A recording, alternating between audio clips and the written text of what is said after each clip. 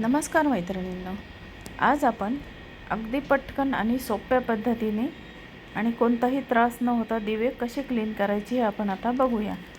चला तर मग आता हे दिवे बघा, मी 8 दिवसापासून हे दिवे मी घासलेले नाही, कारण मला व्हिडिओ बनवायचा होता. त्यामुळं हे दिवे मी भरपूर असे वापरून घेतलेले आहे बघा, आणि त्याच्यामुळे ते एकदम काळे झालेले आहेत. आता काय करायचं, एक कढई घेतलेली आहे मी अशी, म्हणजे दिवे मावतील एवढं भांडं घ्यायचं आहे. तुम्ही पातेलं घ्या, कढई घ्या, कोणते भांडे घेतले तरी चालते. आणि त्यामध्ये मी आता या ठिकाणी 2 चमचे शॅम्पू टाकलेला आहे बघा.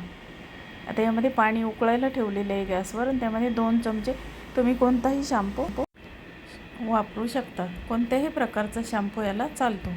आता या ठिकाणी मी सनसिल्क शॅम्पू टाकलेला आहे. चला तर मग आता हे पाणी अजून आपण उकळू द्यायचं आहे. पाण्याला चांगली उकळी आली की यामध्ये आपल्याला हे दिवे उकळायला टाकायचे आहेत. तर बघा, अशा पद्धतीने आपण आता हे सर्व दिवे यामध्ये आपण टाकून घेऊया.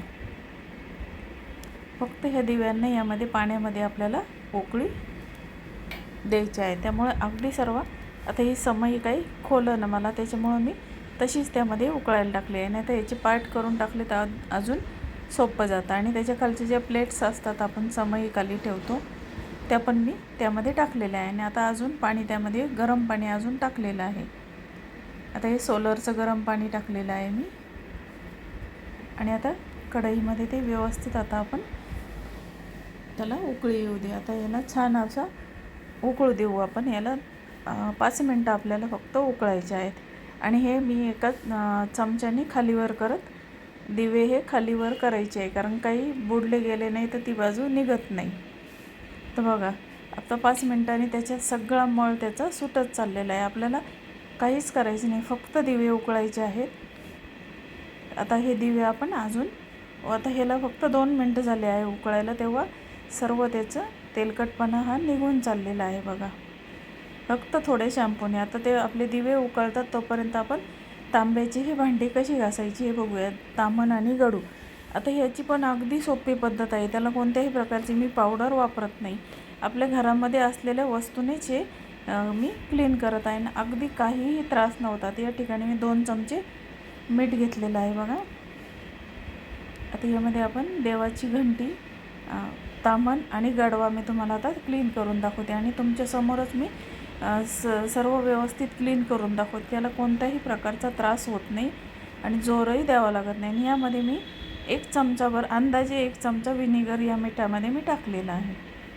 आणि आता माझ्याकडे जे खराब लिंब होते वाळलेले, ते लिंबाचा यूज मी करणार आहे बघा. आता या ठिकाणी विनेगर, मीठ आणि लिंबू. आता तुम्हाला मी हा गडवा घासून दाखवते. फक्त त्याला आल्हाद मी हाताने ते चोळून घेते. बाकी काही करायचं नाही. फक्त लिंबाच्या साह्याने ते विनेगर आणि मीठ त्याच्यावर लावायचं आहे. तर हे लावता लावताच अगदीच क्लीन व्हायला सुरुवात होते हे ताम्हण गडू. आता या ठिकाणी कोणत्याही प्रकारची पावडर आणावं लागत नाही, किंवा आपण जे स्प्रे मिळतात त्याच्यामध्ये केमिकल असतं आणि त्यांनी डोळ्यांना आणि हातालासुद्धा त्रास होतो. त्याच्यामुळं मी कोणत्याही प्रकारच्या बाहेरच्या वस्तू वापरत नाही. अशा घरच्या वस्तूपासूनच मी हे क्लीन करते. आता आमच्या घरी भिक्षुकी असल्यामुळे ताम्हण गडू मला हे 20-20, 30-30 ताम्हण गडू रोज 2-3 दिवसांनी साफ करावं लागतात. मी अशा पद्धतीनेच ते साफ करते आणि अगदी काहीही त्रास होत नाही. त्याला जोरही द्यावा लागत नाही.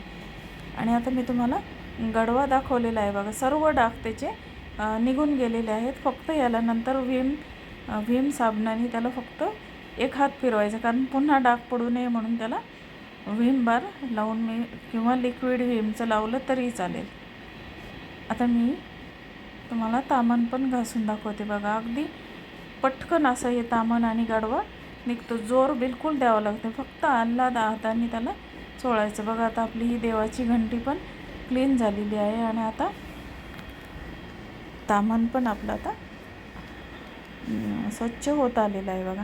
फक्त लिंबाच्या साह्याने, विनेगर आणि मीठ त्याला चोळून घ्यायचं आहे.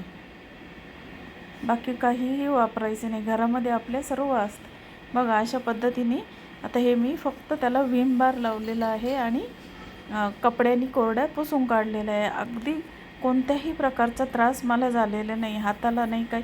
हात पण आपले व्यवस्थित राहतात. तर बघा मैत्रिणींनो, तुम्हाला ही पद्धत कशी वाटली? तुम्हाला जर आवडली तर लाईक शेअर सबस्क्राईब करा. धन्यवाद.